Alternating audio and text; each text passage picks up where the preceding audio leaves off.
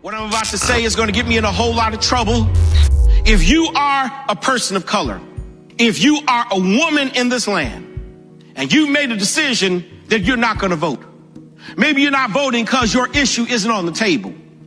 Maybe you're not voting because you don't believe in the nominees. Maybe you're not voting because you think your vote won't matter. If you are a minority, if you are a woman, and you made up in your mind that you're not going to cast a vote, I came by to tell you that you are doing more damage to the communities of color and minorities in this land than any president, any legislation, and even more than the Ku Klux Klan. You are hurting us more than anyone else. Shame on you for not voting. This vote in November is not about the next 4 years. It's about the next 40 years. Let me take you back to Constitution and governance.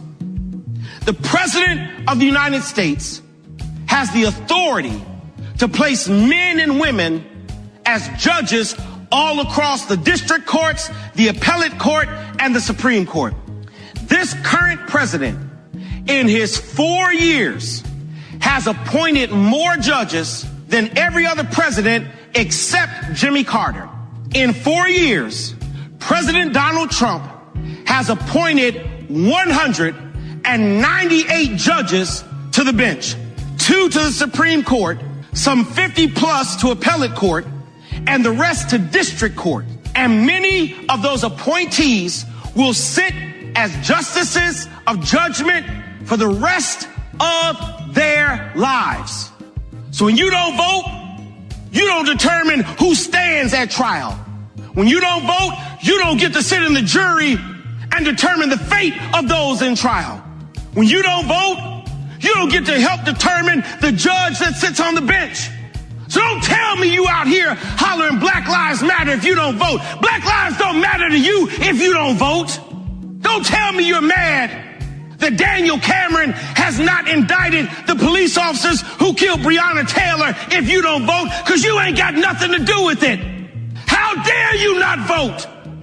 When we don't vote, we dismiss ourselves from being part of leveling the playing field of justice in the United States of America. Hey, and we have the one and only, the voice you just heard, Pastor Howard John Wesley, on the phone. Pastor Wesley, good morning. Hey, good morning, Ricky. Thanks for letting me be back on with you guys. Hey, Pastor Wesley, you can come on anytime. You on every day at the top of the hour, Pastor. Pastor Wesley, I'm having somebody draw that speech up and put it up in a constitution-like. That is so important, sir. That is so important, and I really want to personally thank you, because I bet you probably had no idea when you was given that message that day that it was going to just go viral and we would be playing it on the radio show. No, not at all, Ricky. One, I thank you all for helping get the message out. We all have to do our part. What's funny, Ricky, man, when the Lord put that message on my heart, it was early this summer. It was long before the election was right around the corner, long before Ruth Bader Ginsburg had passed away. So it's kind of prophetic to think that, something that was preached in the summer would now take hold as we get towards these elections. So I'm grateful to help do our part to get our people out to the polls. Yeah, I'm gonna find that. Super Dave, pull that clip up. I want Pastor Wesley to hear with the young man, because I really believe that message is starting to resonate with a lot of the who you probably was talking about, the super woke. And voting has already started. Over 21 million people have already voted.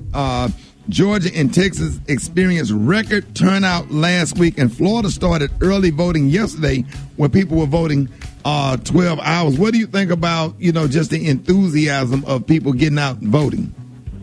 Early voting. Two things, Ricky. Two things. One, I'm glad to see it. I hear people say the election is in 2 weeks. No, the election is over in 2 weeks. The election is starting right now. And to see that record number of turnout, to me, is a great sign and symbol, because there are people who are saying, I'm not even going to come close to missing it. I'm going to get out. I'm so concerned about the fate of this land that I'm starting right here and right now. And we've seen that in those record numbers, we also have a high number of our people who are out voting. And that is a great sign for the future of America.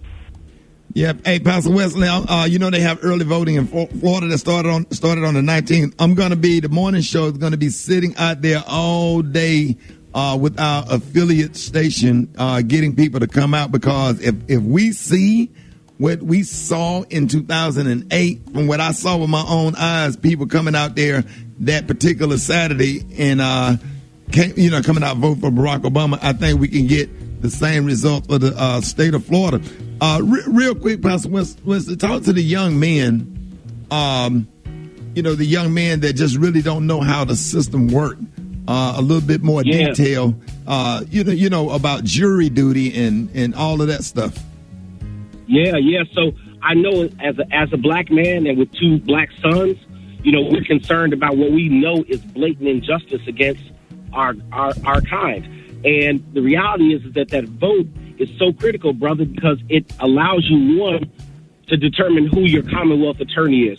Most black men don't realize that justice starts and stops with the district attorney and the Commonwealth attorney. They're the ones who make a decision on who goes to trial, who gets a plea bargain. They make sentence recommendations. So when we see something like Louisville, we've got to vote Daniel Cameron out, point blank. That the failure to bring justice from Breonna Taylor lays directly at his feet, and those in that Commonwealth can vote him out. Number 2, brother, if you're not voting, your name is removed from jury pool. Now, I know some of us laugh at jury pool and want to get out of it, but, Ricky, that is critical for us. When grand indictments come down, they start with the grand jury, right? And the jury's the one that makes the decision, should these people even be indicted? Should any charge be brought against them? And if you don't vote, brother, you can't even be in that room to say that person should go to trial or that person shouldn't go to trial. And then finally, this is the inheritance of our grandmothers and our grandfathers who really marched and bled for us to have this right. So we've got to vote, 1, so that we can be part of the justice system, 2, to honor our legacy of our forefathers and foremothers, and 3, to leave a positive inheritance for our children who come after us. If you care at all about your kids, you have to vote. You have to vote. Pastor Wesley, listen, I ran into a young man I was performing, and this is what he said to me. My name is Corey Dorsey. I'm 41 years old, man. I listen to the Rickey Smiley morning show on the way to work every morning. Man, I never voted in my life. He played the pastor who just gave an inspirational speech about if you can't claim Black Lives Matter if you're not going to the polls. You don't care about Breonna Taylor if you're not going to the polls. The next day after I heard that, I went and registered to vote. I'm going to vote for the first time in my life. I will be at the polls in line November the 3rd. Rickey Smiley, baby. No, that's Pastor Howard John Wesley, and I'm telling you, it is really, really unpopular in radio to play something at the top of the hour every single day. But I'm telling you, man, it's Pastor Wesley is changing a lot of people's lives, and people are saying, "Hey, I'm really going to get out and vote." That message really hit home, Pastor Wesley, and we thank you for that. Man, and Ricky, let me thank you for using your platform and having courage to do what is not normally done. That message was given to my congregation, but when it partnered with the Rickey Smiley show, it made a young man decide to go vote. Together, in partnership, we are going to change this land. Ricky, thank you for having the courage to use your radio show to get people out to the polls.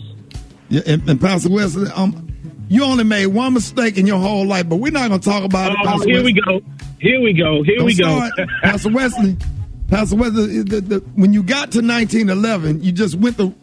If you would have just come on, Pastor Wesley. If I'd have held on for a few moments, Ricky, I wanted to be an Omega, but they told me I was too pretty, man. I couldn't pledge. They wouldn't let me. They wouldn't let me get down.